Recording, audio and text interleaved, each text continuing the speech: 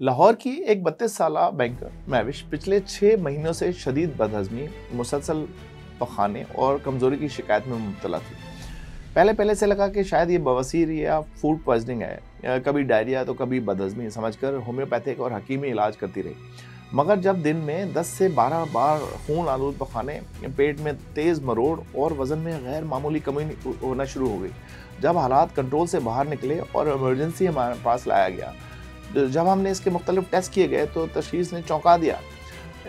यानी इसको एक अल्सरेटिव कोलाइटिस था, एक खामोश मगर तबाहकुन आंतों की बीमारी। क्या आप बार बार वॉशरूम जाते हैं? क्या आपके पेट में दर्द, खून या लिक्विड मोशंस आ रहे हैं?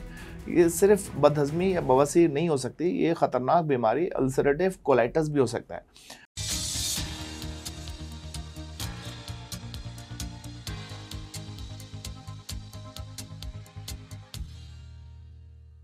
अस्सलाम वालेकुम, मैं हूं doctor Syed Asif Raza Zaidi. I am a gastroenterologist and hepatologist working as assistant professor of gastroenterology, Sheikh Zayed hospital. आप देख रहे हैं डॉक्टर आसिफ रज़ा ज़ैदी ऑफिशियल। आज हम बात करेंगे कि आंतों की बीमारी एक ऐसी बीमारी है जो कि खामोशी से आपकी तर्ज ज़िंदगी बदल सकती है। आज बात करेंगे अल्सरेटिव कोलाइटिस के ऊपर। तो सबसे पहले अल्सरेटिव कोलाइटिस देखते हैं कि इसको है क्या। अल्सरेटिव कोलाइटिस बड़ी आंत, कोलोन और रेक्टम की एक दायमी सोजिश की बीमारी है, क्रॉनिक डिजीज है, जिसमें आंतों की अंदरूनी तह जख्मी हो जाती है। ये जख्म वक्त के साथ साथ गहरे हो सकते हैं और आंतों के एक्टिविटी को, आंतों के फंक्शन को शदीद मुतासर कर सकते हैं। ये एक ऑटो इम्यून डिजीज है, यानी अपने ही जिस्म को मुदाफ़ती निज़ाम खुद अपनी ही आंतों पे हमलावर हो जाता है। नतीजा बार बार पखाने, खून आना, मरोड़, बुखार, कमज़ोरी, ज़िंदगी का मायार बहुत ज़्यादा बुरी तरीके से मुतासर हो सकता है। अब सवाल यह है कि ख़तरे की अलामात क्या हैं? कब अलर्ट होना चाहिए? दिन में 5 से या 10 बार पखाने अगर जाना पड़ रहा है, तो बार बार वॉशरूम जाना पड़े और पखाना ढीला या लिक्विड या पानी जैसा हो, तो ये आम बात नहीं। ये आंतों की सोजिश का एक वाज़ेह इशारा हो सकता है। पखाने में खून या पीप का आना, अगर हर बार टिश्यू या पखाने में खून या पीला सफ़ेद मादा नज़र आए, तो ये सिर्फ बवासीर नहीं हो सकती, ये अल्सरेटिव कोलाइटिस का ख़ास निशान भी हो सकता है।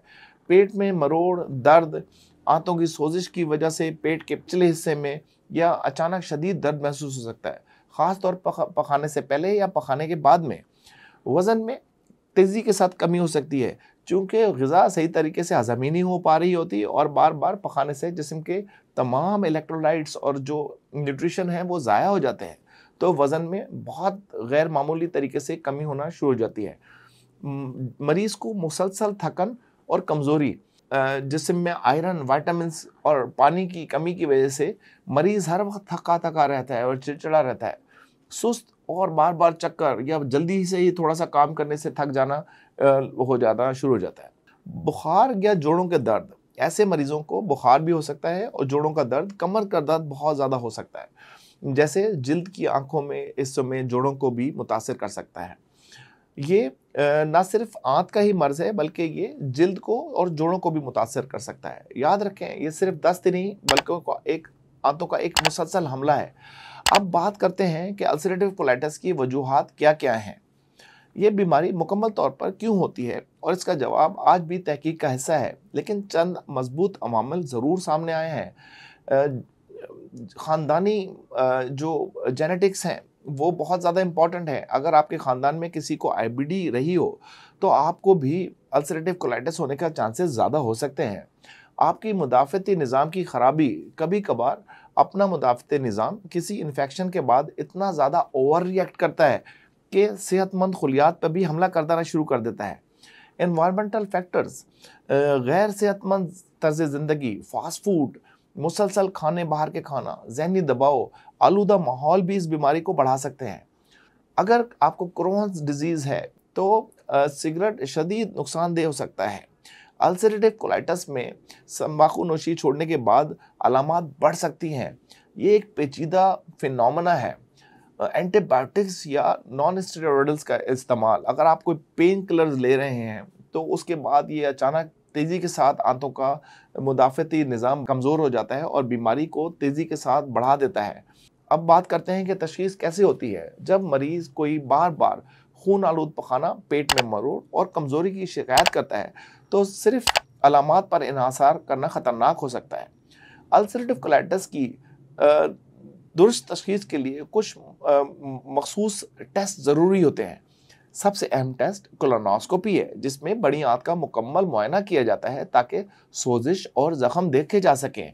इसके बाद बायोप्सी यानी आंत की झिल्ली से नमूने लिए जाते हैं और उसकी तशख़ीस माइक्रोस्कोपिक सतह पे खूरबीन के नीचे की जाती है और उसमें देखा जाता है कि कोई क्रिप्ट एब्सेसिस या इन्फ्लेमेशन के मार्कर्स बहुत ज़्यादा तो नहीं है।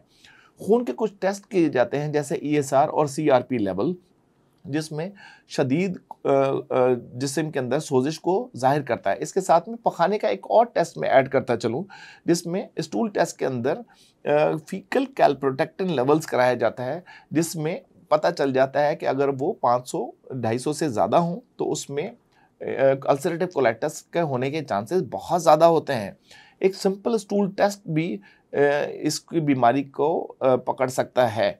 स्टूल टेस्ट करके इन्फेक्शन को एक्सक्लूड किया जाता है ताकि वाज़ह हो सकते कि मसला किसी वायरस या बैक्टीरिया का नहीं है बल्कि ऑटोइम्यून नौइयत का है।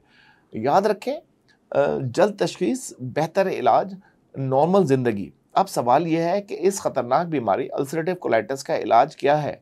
यह हकीकत है कि अल्सरेटिव कोलाइटिस का कोई मुस्तकिल इलाज मौजूद नहीं है, लेकिन खुशखबरी यह है कि इसे मुकम्मल तौर पर कंट्रोल किया जा सकता है। सबसे पहले एंटी इन्फ्लेमेटरी अद्वियात जैसे मेसालामीन या बाज़ औक़ात स्टेरॉइड भी दिए जाते हैं ताकि आंतों की सोजिश को कम किया जा सके। अगर अलामात शदीद हों या बार बार वापस आ जाएं तो अमीनो सप्रेसेंट्स दिए जाते हैं। आपकी मुदाफ़ती क़ुव्वत को ओवर रिएक्ट जो कर रहा होता है उसको कमज़ोर करने के लिए ये अमीनो सप्रेसेंट्स दिए जा सकते हैं। खुराक पर मुकम्मल नज़र रखना ज़रूरी है। मसालेदार मुर्गन खाने, दूध या कोल्ड ड्रिंक्स अलामात को बढ़ा सकती हैं, इसलिए परहेज़ करें। High protein diet and low fibre diet ulcerative colitis में बताई जा सकती हैं। यानी आप बड़े गोश्त के साथ अंडा, कीमा, शामी कबाब, ये तमाम चीज़ें खा सकते हैं जो आपकी आंत को के ज़ख्म को भरने में मदद दे सकता है। Low fibre and high protein diet इसमें बताई जाती है। ज़हनी दबाव, स्ट्रेस भी एक बहुत बड़ा मुहर्रिक साबित हो सकता है, लिहाजा सुकून, मेडिटेशन, नींद और ज़हनी सुकून का इलाज का हिस्सा है। अगर दवा से भी आराम ना आए, मरीज़ को पेचीदगियाँ हों तो बाज़ केसेस में सर्जरी, कोलेक्टमी यानी आंतों को निकालने की नौबत भी आ सकती है। घरेलू इलाज और एहतियाती तदबीर की बात की जाए तो अल्सरेटिव कोलाइटिस का मुकम्मल इलाज सिर्फ दवा से मुमकिन नहीं, लाइफस्टाइल में तब्दीली भी बहुत अहम है। सबसे पहले ग़िज़ा को सादा रखें। उबली हुई सब्जियां, दलिया, केला और दही जैसे आसानी से हज़म होने वाली चीज़ें इस्तेमाल करें। पानी का ज़्यादा इस्तेमाल करें ताकि जिस्म में पानी और नमकियात की कमी ना हो। ज़हनी सुकून के लिए नमाज, मुराकबा या हल्की वर्जिश, योगा भी मददगार साबित हो सकते हैं। अगर कुछ ना कर सकें तो वॉक ज़रूर करें। कुछ मरीज़ों में हल्दी वाला दूध और काली मिर्च के साथ जो हल्दी का दूध लिया जाता है, क्यूकरमिन, वो काफ़ी ज़्यादा इफ़ेक्टिव हो सकता है। ये आपके जोड़ों के दर्द का भी दूर कर देगा और अंतड़ियों की सोजिश को भी बहुत फ़ायदा देगा, लेकिन इसका इस्तेमाल अपने डॉक्टर के मशवरे के बगैर मत करें। सबसे अहम बात यह है कि खुद से कोई दवा बंद ना करें। हर 3 से 6 माह बाद फॉलोअप ज़रूर करें। अल्सरेटिव कोलाइटिस को एक संजीदा, लंबे अरसे तक चलने वाली बीमारी है, लेकिन अगर वक्त पर पहचान लिया जाए तो न सिर्फ ज़िंदगी बचाई जा सकती है बल्कि नॉर्मल तरीके से गुजारी भी जा सकती है। बार बार पखाने, खून आना और कमज़ोरी को नज़रअंदाज न करें। हर दस्त इन्फेक्शन नहीं होता, बाज़ औक़ात एक खामोश तूफ़ान अंदर पल रहा होता है। अल्सरेटिव कोलाइटिस को छुपाए नहीं, पहचानें और बर वक्त इलाज कराना बहुत ज़रूरी है और उनका इलाज ज़रूर कराएं। आपकी आंतें आपकी ज़िंदगी हैं, इनको नज़रअंदाज न करें। जान बचाने के लिए एक कदम, एक चेकअप बहुत ज़्यादा ज़रूरी होता है, एक मशवरा बहुत ज़्यादा ज़रूरी होता है। अगर वीडियो अच्छी लगी हो तो इस चैनल को, डॉक्टर आसिफ रज़ा ज़ैदी ऑफिशियल को ज़रूर सब्सक्राइब करें। इस वीडियो को लाइक, शेयर एंड सब्सक्राइब करें और अपने चाहने वालों की सेहत का ख्याल रखें। शुक्रिया।